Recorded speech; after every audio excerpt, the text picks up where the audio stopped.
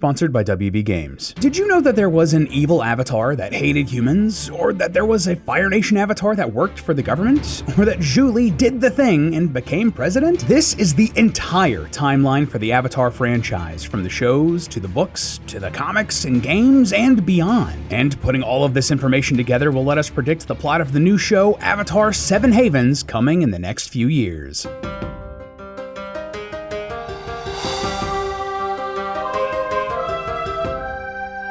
Hello Internet, welcome to Film Theory, the show that's been reincarnated as the next Avatar. Yep, so this series doesn't need much of an introduction. In the world of Avatar, people can bend one of the four classic elements: water, earth, fire, and air, while one person born every generation called the Avatar can bend all four elements, hoping to keep the balance between everyone else in the world. This franchise is one of the deepest universes introduced in the last couple of decades, and honestly, it's a big favorite of mine. I literally remember when it premiered on Nick. I am an OG and watched it day one. But there is like a lot of it, right? Like, did you know that there were novels about avatars we don't really see much of in the show? Or comics that expanded the story from the TV series? Or a tabletop RPG that gave us crucial insight into avatars and eras that we basically knew nothing about before? While I was rewatching the shows recently with a friend, I realized that they didn't actually know about all that stuff. He also didn't think that there was a great place to really learn about all of it, and I took that personally. So I wanted to do something different today and bring all of that information into one place, one big collection,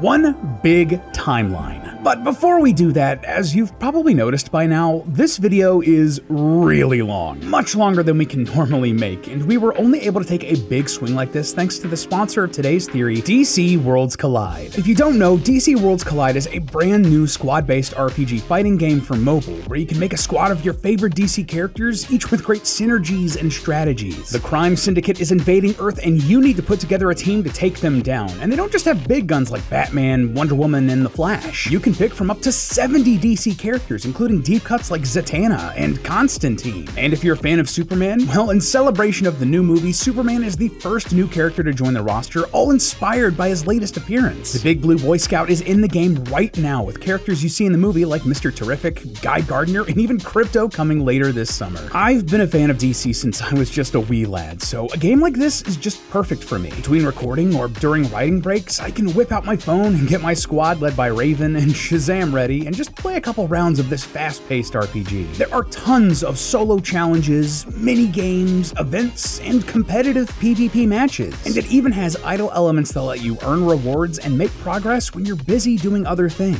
So if you want to help the heroes of DC save the Earth, click the link below or scan the QR code on screen to squad up and download DC Worlds Collide on iOS and Android right now. Again, we're only able to take big swings on videos like this thanks to partners like WB Games, so again, thank you for sponsoring this theory. But for now, let's get back to the Avatar timeline. So yeah, today we're going through every important piece of Avatar storytelling ever released and put together a timeline that will give you everything you could possibly need to know about this world. And believe me, there is a lot. For real, on top of the comic book continuations of both Avatar Aang and Korra's adventures, there's an entire book series covering the stories of the avatars that came before them. There's also tons of old websites and webtoons and trivia snippets and video games and tabletop RPG resource books that also add to the world and give some pretty crucial information that isn't actually mentioned in the shows. It's wild. And it's here where I have to give a massive shout out to the awesome Avatar fan community and a lot of the work that they put in over on places like the Fandom Wiki or the various Tumblr archives of old Nick websites that are now gone. Though I've watched, read, and played pretty much everything related to Avatar, this just would not have been possible without those awesome resources. You guys are incredible. Alright, so ground rules before we go in. Like, how are we actually going to count time here? There are a couple of ways we could. Like, for example, we could count everything per avatar. In that system, history would be tracked started at 0 with the birth of each new avatar. So, for example, the Kyoshi era ended year 230, starting year 0 of the Roku era. That lasted until year 70, when Roku died, starting year 0 of the Aang era, etc., etc. However, this can get really confusing confusing to track, so instead,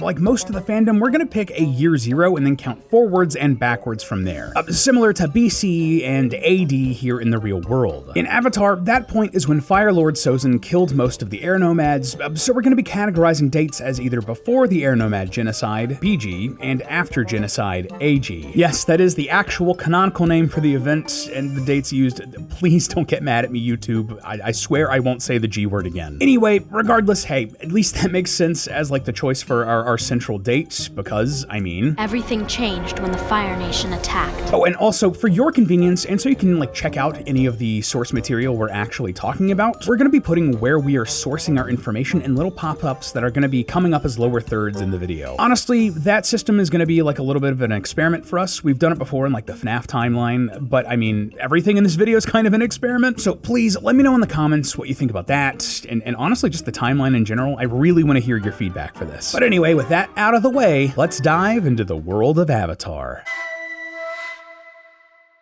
Thousands of years ago, before the year 19,829 BG, several spirits manifest into the physical world after Vatu, the spirit of darkness and chaos, breaks down the barrier between the physical and spiritual world, allowing creatures to freely pass between either realm. This includes Tui and La, the spirits of the moon and ocean who manifest as koi fish. A spirit known as the Mother of Faces also gives birth to another spirit, Ko the Face Stealer, around this time. Rava, the spirit of light and peace, emerges and duels Vatu, though the two are locked in a stalemate. Around the year 19,829 BG, an event known as harmonic convergence begins. The planets align and spiritual energy is amplified as spirit portals in both the north and south poles merge. This event only happens once every 10,000 years. During harmonic convergence, Vatu and Rava battle to determine whether the world will live in peace or fall into chaos until the next event. Rava wins this fight, restraining Vatu for the next 10,000 years. Over the next 10,000 years, human civilization arises as they form a symbiotic relationship with the great lion turtles. Cities are built upon the shells of the lion turtles who protect the humans from dangerous spirits roaming freely throughout the world. Though the cities were originally all connected, eventually they lost contact with and knowledge of one another. Over this period, each city developed their own unique cultures. Additionally, elemental bending first emerges during this time. When humans leave the safety of their lion turtle cities, the lion turtles give them the ability to control one of the elements water, earth, fire, or air in order to protect themselves. When the humans return to the cities, their bending is taken away by the lion turtles. In the year 9,850 BG, a man named Wan is born in a lion turtle city where firebending is gifted to its humans. 18 years later, in 9,832 BG, Wan is living in poverty. Along with some friends, he steals from the wealthy in the city. Many members of the ruling Chow family bully Wan and his friends, and Wan wishes to gain power to improve their conditions. Wan joins a hunting party and is given firebending by the lion turtle, but is able to trick his way back into the city without giving the bending back. This is against the city's laws, and Wan uses it to incite a rebellion against the Chows. However, Wan's identity is revealed during the battle, and he is banished from the city by the lion turtle, though the lion turtle does agree to let Wan keep his firebending to protect himself out in the wild. Though originally scared, Wan befriends several spirits out in the wilds. He saves a cat deer he names Mula from hunters, and Mula becomes his loyal animal companion and guide. Wan saves several spirits from hunters from his home city, and the spirits eventually come to accept him, helping him master his firebending. Specifically, Wan learns advanced firebending techniques from a white dragon. This would later become known as the dancing dragon form. A couple of years later, in the year 9,830 BG, Wan discovers Rava and Vatu locked in a struggle. Vatu tricks Wan and begs for his help, and Wan frees Vatu, releasing darkness and chaos out into the world. Vatu quickly corrupts many normally peaceful spirits who become dangerous and violent. Rava explains who she is, and Wan understands his mistake, offering to help defeat Vatu. Though he is briefly turned away, Rava realizes that she is growing weaker and agrees. After helping a group of airbenders protect their city from spirits corrupted by Vatu, Wan requests to be granted airbending from the lion turtle. No human had ever had more than one bending ability before, so Rava holds onto the power for Wan until he masters it, passing through his body and combining their energies to grant him the bending power. power. Over the course of the next year, the two work together and Wan also receives the powers of water and earthbending. He masters all 4 elements as harmonic convergence grows near. In the year 9829 BG, harmonic convergence occurs, with Wan and Rava battling Vaatu. Wan and Rava's spirits merge, creating the Avatar spirit, and making Wan the very first Avatar, master of all 4 elements. With their combined abilities, they trap Vaatu in a prison known as the Tree of Time, and to maintain peace, Wan separates the human and spirit worlds once again, sealing the portals at the North and South Poles. The Lion Turtles decide that their role as protectors of humanity has come to an end, believing the Avatar to have taken up that mantle. They no longer grant humans the ability to bend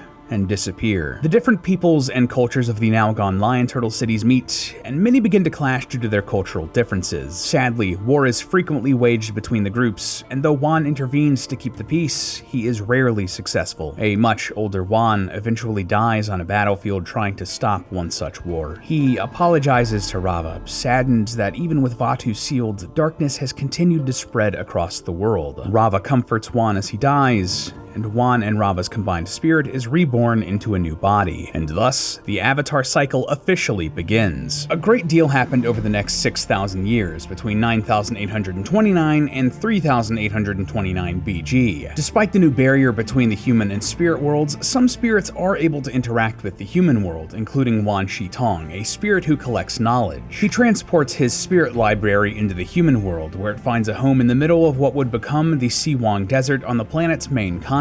Other spirits include Lady Tianhe, guardian of the seashore, and her protector, General Old Iron. Several humans settled in the area protected by Tianhe, who was fascinated by the humans and decided to protect them. They started a village known as Tianheshi in her honor. Though the Lion Turtles were no longer around to grant bending, the ability reemerges throughout the continents as humans studied and learned from the natural world. Several nomadic peoples discover the art of airbending from the flying bison, and the Sun Warriors rediscover firebending from the dragons. Several people across the world are able to learn waterbending by observing the push and pull of the moon on the ocean. Unintentionally, they had learned this power from the spirits Tui and La. Finally, others on the main continent did the same with earthbending and the badger moles. The first known earthbenders trained in this way were the lovers Oma and Shu from 2 warring towns. Slowly, true civilization begins to emerge. Several of the nomads who learned airbending from the flying bison form temples across the world. One early airbending master named Guru Lahima is able to let go of his earthly tethers and unlocks the rare ability of unassisted flight. It is said that he did not touch the ground for the last 40 years of his life. Additionally, at least one civilization rose and fell over the course of these thousands of years in the South Pole, leaving nothing but their temples behind. On the largest continent, several like-minded people began to gather and found new settlements that slowly grow into cities. One of these would become the largest such settlement in the world, the walled city of Ba Sing Se. Elsewhere, the earthbender Shu is killed during a battle of the warring villages, and in her grief, Oma uses her earthbending to end the conflict. Under her leadership, the 2 towns come together and form a new city in honor of her fallen love. This city would later be known as Omashu. Additionally, powerful earthbenders become sages for this new earthbending culture, gaining status as political officials. A pair of powerful earthbenders and conjoined twins, one named Hundun, rise to influence. The 2 crown themselves kings and are able to harness the power of chaos to attack others. An unidentified incarnation of the Avatar defeats the twins, greatly injuring one, and banishes them to the spirit world, where their sole purpose becomes extracting revenge on the Avatar. A series of other wars breaks out across the largest continent, and among the belligerents is the kingdom of Ba Sing Se. Eventually, they defeat every other kingdom and absorb them into their government, forming the vast Earth Kingdom that spreads across the entire continent. The king of Ba Sing Se is crowned the Earth King, while all other kings of the now vassal states become lords of the new nation. Waterbenders in the north form a unified tribe and build a large city, Agna Kala. However, as civil unrest begins amongst the various tribes in this coalition, one faction splits off and heads to the South Pole. This new southern water tribe builds their own civilization and eventually heals relations with their cousins in the northern water tribe. Like the Earth Sages, a group of waterbenders known as the Water Sages become integral to their society, though they retain spiritual importance rather than becoming political figures. Additionally, over the millennia, at least one group of southern water tribesmen wander through the Earth Kingdom and discover discover a vast wetland known as the Foggy Swamp. They settle down here, forming the Foggy Swamp tribe, though their own origins are eventually lost to them. Meanwhile, the Sun Warriors flourish in the archipelago they call home, led by a single chief. The majority of the rest of the inhabitants of these islands are influenced by Sun Warrior culture, though many of their chieftains devolve into warlords claiming territory across the archipelago. Others form organizations of wise fire sages, traveling out into the rest of the world to learn from it. The various warlords eventually come into conflict, though one named Taz is far more brutal than the others and rises to power across the entire archipelago. One village stood up to Taz, and the warlord had their children abducted in retaliation. It's unknown what became of them, but they were never seen again. The mothers of these children died from grief and returned as dark spirits, themselves abducting the children of Taz, other warlords, and their subordinates. This eventually causes Taz's regime to fall. Other warlords attempt to emulate Taz, but one emerges as a territorial leader, eventually bringing most of the archipelago together under a single banner, the Fire Nation. Only a few remote islands remain independent. This man, whose name is lost to history, became the first Fire Lord and recruited the Fire Sages as spiritual leaders in his new empire. The resulting era was peaceful, but cultural differences amongst the majority of the Fire Islands gradually fades away, and its people homogenize. For the next several thousand years, these four nations become increasingly isolated, with some enforcing segregation. Cultures with mixed benders gradually die out, while others are violently destroyed. Only a handful of mixed bending cultures survive, like the Lombak clan on a remote Fire Island, who only do so due to distrust of outsiders and strict isolationism. Obviously, several avatars live and die during these millennia, but we don't know most of their names. Of the few we do hear tale of, there is Avatar Salai, remembered as one of the greatest avatars of their age, and Avatar Gun, who gradually lost faith in humanity. He found humans to be ungrateful and constantly demanding of more, and was only calmed by his friend and companion, the poet and engineer, Masose. A great tsunami hit a harbor city during Avatar Gun's era, and though Gun attempted to stop the disaster, he was unable to. Masose died during the flooding, causing Gun to go into self-imposed isolation. He was blamed by the world for not stopping the tsunami. At some point, a group of scholars and warriors from all four nations come together and form the Order of the White Lotus, a secret society dedicated to sharing knowledge regardless of political divides. The organization is often tasked with finding and protecting new incarnations of the Avatar, though they mostly do so in secret. We get more information about exact events the closer and closer we get to the era of Avatar Aang and the 100-Year War. For example, several hundred years BG, the spirit lady Tianhe falls in love with a mortal man in the village of Tianheishi, assuming a mortal form to marry him. She gives up her immortality and eventually dies, angering General Old Iron. Elsewhere, an earthbender who would eventually be known as Tigwai may have been born. Tigwai masters hidden spiritual knowledge and uses it to bring complete order to his body, ceasing his aging entirely. Functionally, he becomes immortal. The exact date of Tigwai's birth is unknown,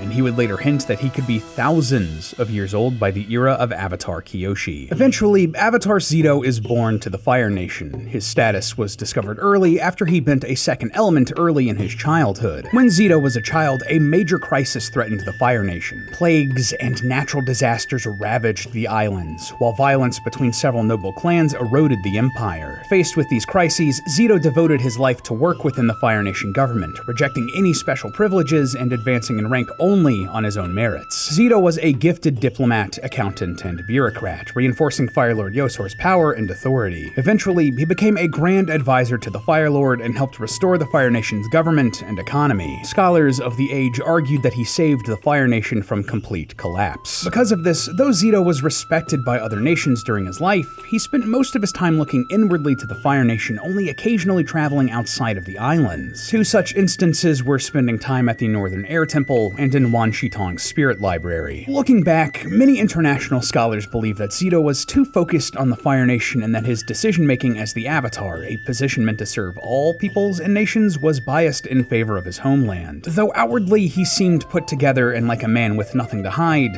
Szeto's successors would think that inwardly he had a difficult, messy life. After some decades, Szeto would pass away and his spirit reincarnated as Avatar Yangchen, born to the air nomads of the Western Air Temple. In her youth, Yangchen is plagued by voices in her head, and by the age of 8, she'd fall into painful epileptic fits because of them. In reality, this was no sickness, but instead spirits of past avatars and their memories briefly emerging. And because of this, Yangchen and those around her realized that she was the Avatar much younger than was typical. When Yangchen was 9 years old, the Fire Nation and Water Tribes conspired to back an Earth Kingdom general attempting a coup against the Earth King by sending bars of platinum to pay for the general's armies and expenses. The Earth King defeats the general and discovers the intervention from the other nations, and in retaliation, the Earth King closes most of his ports to the Water Tribes and Fire Nation. He takes the platinum ingots and plates a statue in his throne room with them, and says that he will not reopen relations until the platinum has rusted enough to appear like stone. This could theoretically take hundreds of years. The entire event becomes known as the Platinum Affair. The Fire Nation and Water Tribes declare similar policies of isolationism, with the only trade between the three nations being what is absolutely necessary and passing through only a handful of cities. The families running these cities become known as the Shang merchant class, and slowly grow in power and wealth, eventually conspiring together in what they call the Unanimity Project, hoping to someday gain independence from the other nations. Additionally, the art of combustion bending, a specialized form of firebending, is first developed by firebenders in the employ of the Shangs. When Yangchen is 11, she enters the spirit world for the first time alongside her sister and teacher Jetson. The two encounter a group of spirits, and though Yangchen does not fear them, one of her past lives does. They possess her body, and the spirits turn dark in retaliation. Jetson sacrifices herself to save Yangchen, who returns to the human world. Jetson's spirit is lost, and her body dies soon afterwards. Around this time, the mortal body of the spirit Tianhe also dies, enraging her friend and protector, General Old Iron. Yangchen masters the four elements and the Avatar state by the time she turns 17, and with the nations so isolationist, she begins to learn the game of politics to find compromise between the peoples. These skills also allow her to soothe relations between humans and spirits. There are many examples of this, including, but not limited to, striking a deal between General Old Iron and the residents of Tianhe Village, resettling the humans and allowing the location to be retaken by nature, building a truce between a group of Phoenix Eel spirits and the local humans on a Fire Nation island, and negotiating amnesty for two Water Tribe quartermasters imprisoned since the Platinum Affair. Yangchen visits the city of Ben Ir, one of the ports open for trade in the control of the Shangs, and is horrified by the wealth disparity between the Shangs and the common folk. She tries to implement change, but is refused, and she discovers the Unanimity Project. As Yangchen attempts to expose their wrongdoings, the Shangs unleash their combustion benders on Ben Ir as a display of power, but they are captured and imprisoned at the Northern Air Temple. Yangchen is given administration over the city and gains political power. Some months later, agents of the Shangs attack the Northern Air Temple to help the combustion benders.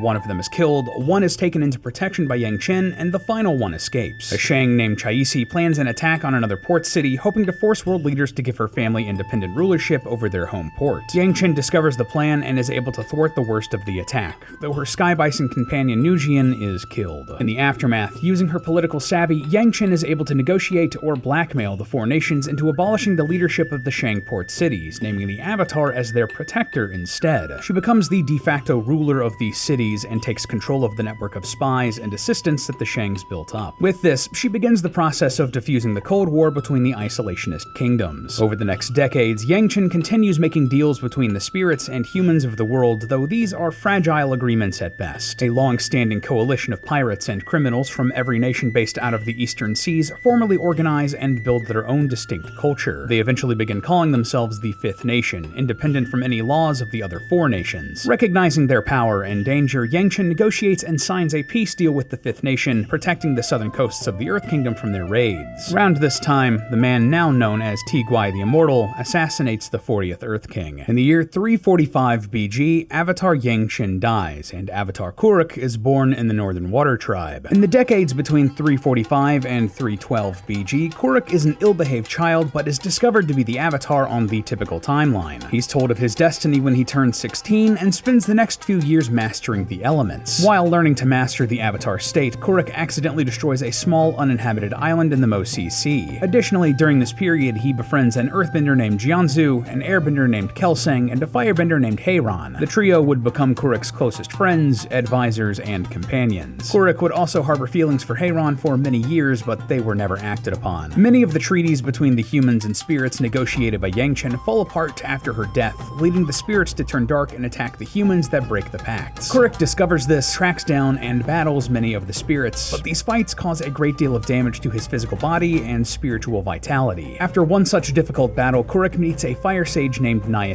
who is the only person Kuruk actually tells about his confrontations with the dark spirits. Naya does his best to heal Kuruk's body and soul, but Kuruk's condition consistently deteriorates as he continues to fight the spirits. This leads Kuruk into a great depression, and he neglects his other duties as the Avatar. He would often search for dark spirits or powerful benders to fight for no reason other than his own amusement or an attempt to feel alive. Tragically, everyone else in Kuruk's life believes he is being irresponsible and impulsive, and the relationships with his companions deteriorates, much to his grief. In particular, Kuruk is devastated when Heiran finds love and marries elsewhere. Channeling this grief into more combat against dark spirits, Kuruk tracks down Father Glowworm, a spirit creating holes between the human and spirit worlds. The two do battle, but Glowworm is stronger than many other spirits. Kuruk stubbornly fights on, greatly wounding Glowworm, though the spirit is able to escape. Father Glowworm curses the Avatar, but is too injured to make a return for at least another generation. Kuruk is also greatly harmed during this battle and would never fully recover. Still, Kuruk's self-destructive lifestyle would continue until he met a woman named Umi. The two fell in love and were to be married, but as they approached the altar, Umi was pulled into the spirit world by Ko, the face stealer, in retaliation for Kuruk's attacks against spirits. Despite multiple attempts, Kuruk could never save Umi, whose face was stolen by Ko. In the year 312 BG, Kuruk dies aged just 33. He gathers his friends and companions as he dies and instructs them to find and train the next Avatar, to do right by them and make up for his mistakes. Kuruk would leave a complicated legacy. Widely believed to be a failure, most were unaware of the great sacrifices he made to fight off evil spirits. The nations would also fall into chaos after his death because of his neglect. The Fifth Nation would break their agreement with Yangchen and begin to raid the Earth Kingdom, while groups of bandits organized into a group called the Yellownecks in hopes of overthrowing the Earth King. But the cycle must continue, as Avatar Kyoshi would be born this same year, the daughter of a pair of thieves and actors part of a group called the Flying Opera Company. By 306 BG, they would leave Kyoshi in the care of Yokoya village and return to their life of crime, but the villagers would abandon Kyoshi too. Homeless, she struggles to find food for much of her childhood. In 305 BG, Jianzu and Kelsang have been searching for the new Avatar but have had little luck. They stumble upon Kyoshi and give her food, but she runs away before she can be identified. In 304 BG, Jianzu defeats most of the Yellownecks in battle, burying 5,000 of the rebels alive. The remaining Yellownecks go into hiding while their leader, a firebender named Zhuping An, is imprisoned in the Fire Nation so his ability to generate lightning can be studied. Kelsang also defeats a large portion of the Fifth Nation pirates, and their remnants are led by the waterbending pirate queen Tagaka, who becomes infamous for defeating the Earth Kingdom Navy and raiding the Southern Water Tribe. Finally, the War of Secrets and Daggers begins in the Earth Kingdom, as several Earth princes of the royal family feud over the throne and hire assassins to remove rivals. In 299 BG, Kyoshi's parents die from a sickness and are mourned by the rest of the Flying Opera Company. The next year, 298 BG, Jianzu and Kelsang discover a talented 14-year-old earthbender named Yoon who uses a unique strategy Kuruk developed for the game Pai Sho. Though doubts linger, they incorrectly identify Yoon as the new Avatar and take him under their wing, beginning his Avatar training in a mansion in the Yokoya Peninsula. As fate would have it, this is where Kyoshi was also living, and out of kindness, Kelsang adopts Kyoshi. She becomes a maid and bodyguard for Yoon. By 296 BG, Yoon has been trained by Kuruk's former team, Jianzu, Kelsang, and Heiran, and though he is the perfect Avatar diplomatically, he has been unable to produce any other elements. Yoon also befriends the now tall and strong Kyoshi and Heiran's daughter, Rongi. Yoon, Kyoshi, and their entourage travel to the Fifth Nation to sign a diplomatic treaty with the pirates. Jianzu gifts Kyoshi with an armored kimono for the occasion, which would become her signature look. The negotiations with Tagaka sour, and the pirate queen attempts to capture the Avatar. Kyoshi saves Yoon by entering the Avatar state and destroying much of the Fifth Nation, causing Jianzu and Kelsang to second-guess themselves. With a looming Avatar succession crisis, Jianzu takes Yoon and Kyoshi to see Father Glowworm, who correctly identifies Kyoshi as the Avatar. Jianzu sacrifices Yoon to the spirit, who is left behind and thought dead. Because of this, Kyoshi refuses Jianzu as a teacher, though he intends to force her to stay and train her. Kelsang confronts Jianzu about Yoon and is killed, causing Kyoshi and Rongi to escape into the Earth Kingdom. They meet the Flying Opera Company, who become trusted companions to the Avatar. During their travels, Kyoshi deduces that one of the criminals, an old drunk named Laogi, is not who he seems. He is actually the assassin Tigwai the Immortal, putting up a facade to hide his abilities. In addition to her bending training, Laogi also trains Kyoshi in the ways of assassination and how to extend her her lifespan. The Flying Opera Company helped free Zhuping An, who plans to restore the Yellownecks and continue his reign of terror. Kyoshi cannot stand for this and kills Zhuping An in a duel. Elsewhere, Jianzu is questioned by the Council of Earth Sages about his handling of Yoon and Kyoshi. He's deemed unfit to act as the Avatar's guardian, and in retaliation, Jianzu poisons and kills all of the sages. Meanwhile, Yoon awakens in the spirit world and battles Father Glowworm to a stalemate. The two are evenly matched, but Yoon eventually overpowers Glowworm, consumes his essence, and merges with the spirit. Using Glowworm's power, Yoon returns to the human world and realizes he has a connection with Kyoshi thanks to the curse that Glowworm put on the Avatar. Angered by the betrayal of Jianzu, Yoon begins a campaign of revenge against everyone he thinks has wronged him, including Kelsang and Heiran. Kyoshi, Jianzu, and Yoon all confront one another in a tea house in Kinchao village, where Yoon kills Jianzu and then escapes. Over the next year, Kyoshi continues her Avatar duties, defeating several Fifth Nation fleets, a bandit clan called the Emerald Claws, and both a criminal triad and corrupt peace officers in Ba Sing Se. In 295 BG, Kyoshi is invited by the Fire Lord to attend the Festival of Szeto, during which Yoon targets Heiran. Several guests are taken hostage, and two, an Earth Kingdom noble from the Beifong clan and a Fire Nation diplomat, are killed. This triggers a small conflict known as the Camellia Peony War. Kyoshi eventually confronts Yoon in Yokoya and sadly kills Yoon during the battle. He's buried on a hill overlooking the village as Kyoshi and Rangi mourn their lost friend. Kyoshi and Rangi admit their feelings for one another and start a relationship, as Kyoshi also meets a fox that becomes her animal companion. Sometime between 295 and 293 BG, with bandits becoming a larger threat, Kyoshi forms the Anti-Corruption Task Force in Ba Sing Se to defeat them, and are able to do so thanks to the help of various heroes who take up the cause. Around 270 BG, Kyoshi formally adopts Yokoya Peninsula as her home and trains the first generation of warriors in her image. They would later become known as simply the Kyoshi Warriors. Unfortunately, the world continues to be divided. The air nomads lose several spiritual sites due to the long-term consequences of Kuruk's crusade against dark spirits, and the Camellia Peony War causes the Northern Air Temple to temporarily close their borders. The Fifth Nation also attacks the independent city-state of Jasmine Island, unsuccessfully trying to annex it. Due to the destabilization of the Earth Kingdom, there's a growing dissent against the Earth King. A local leader who would become known as Qin the Conqueror rebels against the kingdom and is able to take over most of the continent save for Ba Sing Se and Yokoya Peninsula. Kyoshi confronts Qin, who demands her surrender. Instead, she splits the peninsula from the mainland, forming Kyoshi Island. During this incredible feat of strength, the ground beneath Qin collapses, killing him and ending his rebellion. But despite Qin's death, the instability continues, causing a peasant uprising against the Earth King. They declare him unfit to rule and rebel in Ba Sing Se, storming the city's upper ring. The Earth King summons Kyoshi to the capital to squash the uprising, but she refuses and proposes a compromise. The king would listen to the peasants' grievances and draft a new constitution protecting more rights for commoners, and in return, Kyoshi would train an elite force of earthbenders to protect the Earth Kingdom and its interests. The Earth King agrees, and this special force becomes known as the Dai Li. Sometime after this, Kyoshi greatly extends her life using Lao Gi's teachings. Though she is able to help commoners throughout this whole time, Kyoshi's long life changes her, and she becomes more willing to take lives. This sadly creates a cycle of violence where some turn to wrongdoing because of Kyoshi's actions. This is voiced by Kyoshi's airbending companion Disha, who warns the Avatar that she may become unrecognizable if she lives for another century. Kyoshi dislikes this assessment, prompting Disha to leave the Avatar, and airbending masters to refuse aiding Kyoshi any further. In 82 BG, Kyoshi finally dies, aged 230. No one is sure what actually ends up killing Kyoshi, though Disha hopes that her advice helped Kyoshi finally let go. In the wake of her death, the Earth Sages, reformed under Kyoshi, uphold her peace and laws. But the cycle must continue, as Avatar Roku is born to a noble family in the Fire Nation. He is part of a pair of twins, the other being named Yasu. On the same day, Prince Sozin of the Fire Nation was also born. A great deal happens over the next 16 years between 82 and 66 BG. An infant Roku discovers a dragon egg, and he names it Fang when it hatches. It becomes his lifelong animal companion. Roku, Yasu, and Sozin also become very close friends in their childhood. Isolationist philosophy goes out of style with the air nomads who open their temples to foreign nations. In particular, their teachings are popular with Fire Nation nobility. The Southern Water Tribe recovers from the damage and poverty caused by the Age of Piracy, and the world is on a brink of a technological industrial revolution as educational institutes pop up all over the world. Several scattered uprisings in the Fire Nation known as the Outer Islands Rebellions crop up, dissatisfied with the rule of the Fire Lord, but they're not a serious threat. Finally, the Earth King makes changes to the constitution Kyoshi drafted to the objection of the Earth Sages. Sadly, in In 70 BG, Yasu is killed during an accident at sea, deeply affecting Roku. In 66 BG, Roku is announced as the new Avatar on his 16th birthday, and Sozin is excited for his friend even if it means that Roku must leave. Roku begins his Avatar training, learning airbending at the Southern Air Temple. He's taught by Kyoshi's airbending companion Disha and befriends a young monk named Gyatso. The independent island of Lambak is discovered by both the Earth Kingdom's Western Kingdom Trading Company and the Fire Nation. Lambak is one of the few remaining isolated islands with a mixed bending culture and is home to several caves full of spiritual energy that enhance bending. As a result, both parties want to annex the island, and Sozin tricks Roku into aiding his cause. The Western Kingdom Trading Company is defeated, but Roku kills the Lambak clan chief while defending his friends. Roku convinces Sozin to let Lambak remain independent. However, this is done by incorporating it into the Fire Nation as a, quote, special region,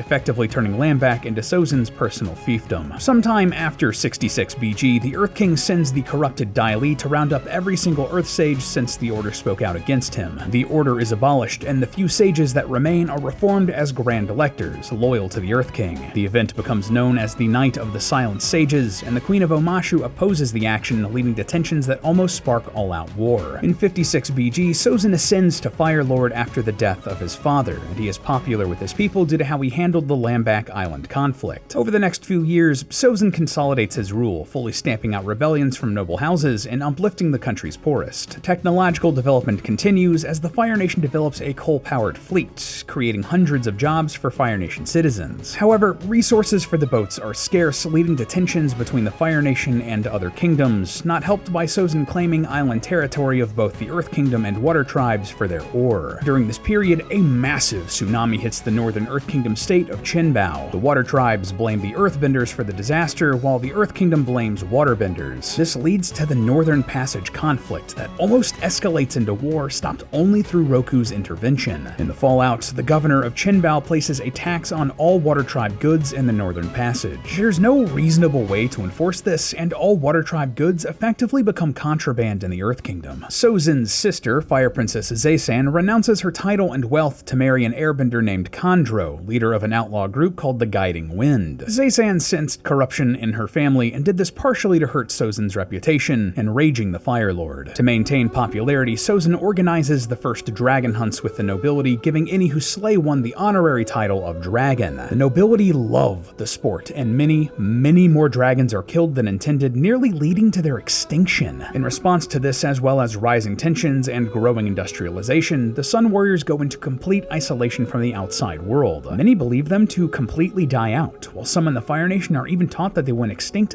thousands of years ago. In 54 BG, Roku returns to the Fire Nation to settle down, marrying a noblewoman and diplomat named Ta Min. Sozin is his best man, and during the wedding shares his vision for a worldwide Fire Nation empire, hoping to spread the wealth to the other nations. Roku forbids the idea, but going against him, Sozin begins to establish colonies in Earth Kingdom and Air Nomad territory. In 37 BG, Roku discovers the first of these colonies and confronts Sozin. Roku easily defeats him and destroys the Fire Nation throne room, ordering Sozin to stop his expansion. In 12 BG, the volcano on Roku's home island erupts, and as Roku attempts to calm it, Sozin sees the eruption and rushes to help his friend. Together, the two contain most of the volcano and save the island. However, Roku is hit by poisonous gas from the eruption, and seizing the opportunity to expand Fire Nation power, Sozin leaves Roku to die with his dragon fang. Aged just 70, Roku accepts his death, and Avatar Aang is born soon afterwards to the air nomads. He is more or less raised by Roku's airbending companion, Monk Gyatso. Over the next 10 years, Aang is shown to be an airbending prodigy. He invents a new technique called the air scooter and earns his tattoos, making him the youngest airbending master in history. Aang also travels the world and makes friends in every nation, including a boy named Bumi in Omashu and Kuzan of the Fire Nation. Aang also bonds with his sky bison Appa, who becomes his lifelong animal companion. In the year 0 BG, sensing the looming war with the Fire Nation's expansionism, most of the air monks wish to accelerate Aang's avatar training in hopes that he can maintain peace. Gyatso